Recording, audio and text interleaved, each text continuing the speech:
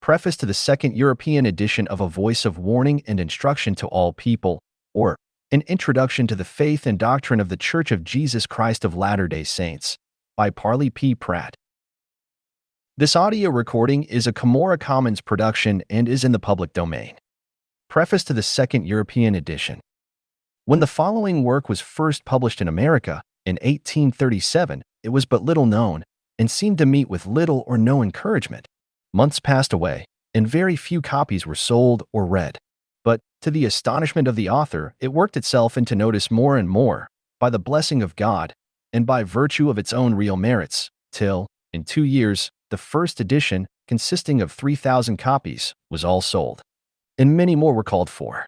A new edition was published in 1839, consisting of 2,500 copies. These were also disposed of.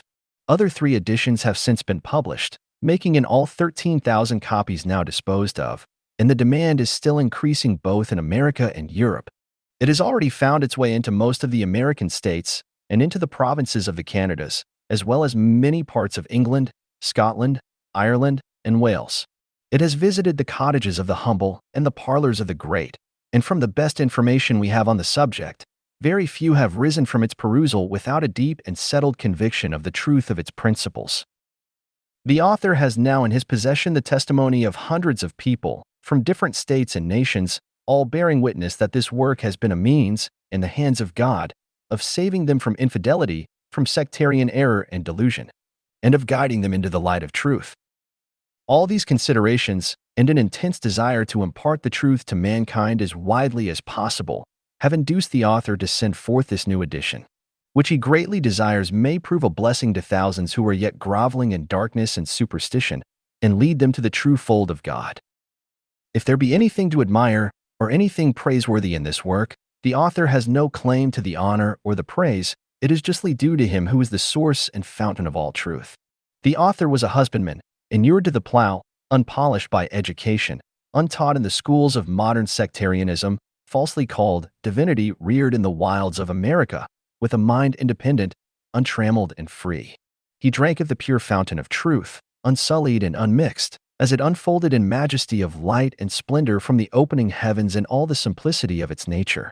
As such it has flowed from his pen in the following volume, not veiled in mystery, not dressed in the pomp of high-sounding names and titles and learned terms, not adorned in the gay attire of eloquence flowing from the imagination and the passions, but standing forth in the undress of its own native modesty, as if conscious of the purity and innocence of its nature.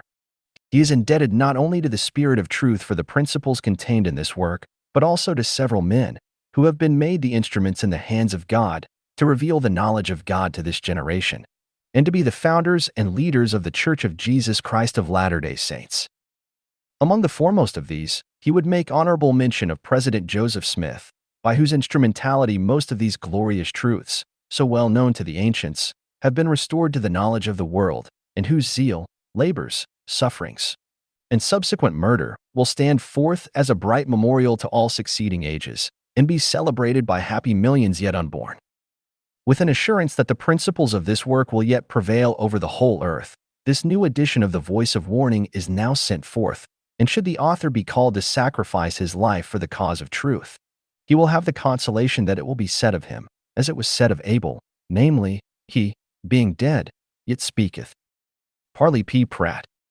Manchester, England, December 4th, 1846. End of Preface to the Second European Edition.